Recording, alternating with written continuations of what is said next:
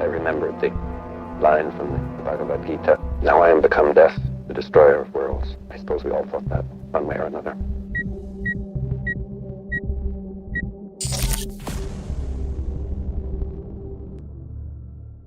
तो यार ये कहानी है वर्ल्ड वॉर 2 की। उस टाइम पे ना दो ग्रुप्स बटे हुए थे, एक था एक्सिस पावर्स, एक था एलाइड पावर्स। एक्सिस पावर्स में आती थी जर्मनी, इटली एंड जापान जैसी कंट्रीज, और एलाइड पावर्स में थी यूएसए, सोवियत यूनियन जो आज का रशिया है, एंड ब्रिटेन। अब उस टाइम पे ना देखो, एक तरफ हिटलर था जो यूरोप के देशों पे अटैक करके कब्जा कर रहा था वहां पे, एंड ऐसा ही सेम ना एशिया में जापान कर रहा था। एंड 1940 तक जापान ने कई सारे देशों में कब्जा कर लिया था, जैसे कि Indonesia, Myanmar, Cambodia, Laos, Vietnam, China के कई सारे पार्ट्स, इवन नॉर्थ एंड जो साउथ कोरिया है वहां पर भी जापानीज एम्पायर का कब्जा था। अब वैसे तो ना अमेरिका इस वॉर में घुसना नहीं चाहता था, बट ये सब देख के उसने सोचा कि कुछ तो ऐसा करना पड़ेगा जिससे कि जापान को रोका जा सके। तो अमेरिका ने क्या किया, जो ऑयल एक्सपोर्ट होता था ना अमेरिका से जापान में, उस पे बैन लगा दिया। वैसे तो ना जापान का जो 80% तेल था वो अमेरिका से ही आता था, बट स्टिल भाई जापान इस बैन की वजह से ना तो रुका ना ही डरा। उन्होंने सोचा कि अमेरिका ने भले ही बैन लगा दिया, चलो मलेशिया एंड इंडोनेशिया पर कब्जा करते हैं और वहां से जो तेल निकलेगा ना उसको यूज करेंगे। एंड जापान का जो गोल था ना पूरे एशिया पे राज करने का, वो फिलीपींस को कब्जे में लिए बिना तो होने नहीं वाला था। एंड गेस व्हाट भाई, फिलीपींस जो था वो उस टाइम पे अमेरिका की टेरिटरी था। अब देखो जापान को ना ये अच्छे से पता था कि अगर वो फिलीपींस पे कब्जा करेंगे तो अमेरिका पक्का जो है वो कुछ ना कुछ अटैक करेगा।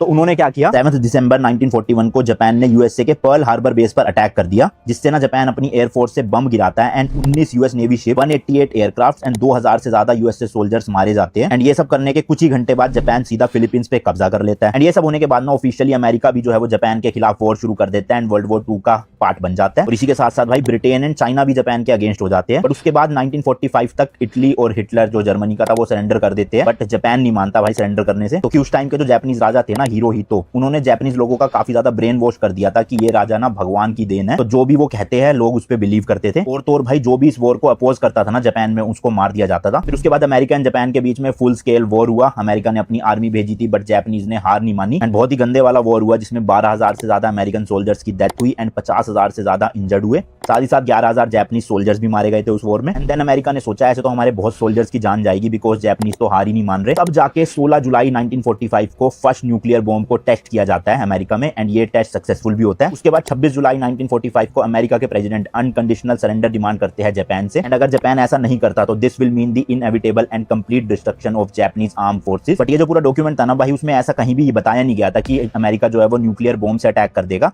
और भाई उस टाइम तक तो जापानीज को पता भी नहीं था कि एटम बॉम्ब जैसा कुछ एग्जिस्ट भी करता है इस दुनिया में। देन इसके 3 दिन बाद 29 जुलाई 1945 को जापान ने इस डिमांड को रिजेक्ट कर दिया, और इसी वजह से 3 अगस्त 1945 को अमेरिकन प्रेसिडेंट हैरी ट्रूमैन ने ऑथराइज किया कि अब जापान पे हम एटॉमिक बॉम्ब गिराएंगे।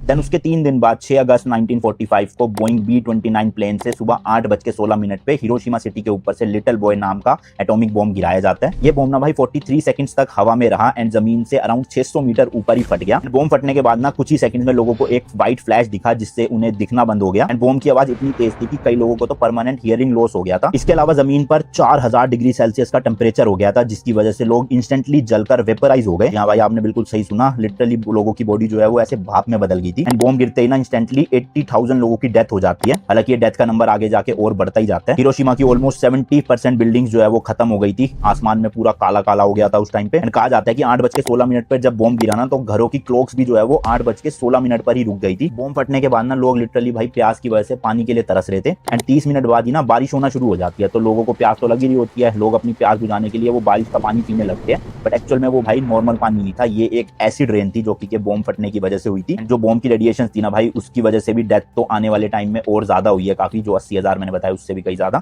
भाई आप बिलीव नहीं मानोगे, इतना सब होने के बाद भी जापानीज एम्परर ने जो है वो सरेंडर नहीं किया, और ये कहा कि जस्ट एक बॉम्ब ही तो गिरा है, कोई बड़ी बात थोड़ी है। तो इसके 3 दिन बाद यानी कि 9 अगस्त 1945 को अमेरिका ने सेकंड एटॉमिक बॉम्ब गिराया नागासाकी सिटी में, एंड इस बॉम्ब का नाम था फैट मैन। ये बॉम्ब ना भाई और भी ज्यादा पावरफुल था एज कम्पेयर टू जो हिरोशिमा में गिरा था, और इस बॉम्ब की वजह से नागासाकी में 40,000 लोगों की डेथ हुई। दोनों बॉम्ब अटैक में टोटल मिला के 2 लाख से भी ज्यादा लोग जो है वो मारे गए थे, जिसमें से 95% लोग ना आम आदमी थे। एंड ये सब होने के बाद भाई तब जाके जापान ने डिसाइड किया कि अब वो अगर सरेंडर नहीं करेंगे ना, तो अमेरिका एक एक करके सारे सिटीज में जो है वो बॉम्ब से अटैक करता रहेगा। फिर एक मीटिंग की जाती है जापान में, जिसमें वोटिंग होती है। 3 लोग जो है वो सरेंडर करने के अगेंस्ट होते हैं। जी हाँ भाई, इतना कुछ होने के बाद भी 3 लोग अगेंस्ट थे, एंड 3 लोग ही जो है वो सरेंडर करने के सपोर्ट में होते हैं। इसलिए जो फाइनल डिसीजन होता है ना, वो जापानीज एम्परर से पूछा जाता है, एंड फाइनली भाई वो मान जाते हैं सरेंडर करने के लिए। उसके बाद 15 अगस्त 1945 को वर्ल्ड वॉर 2 जो है वो खत्म हो जाती है।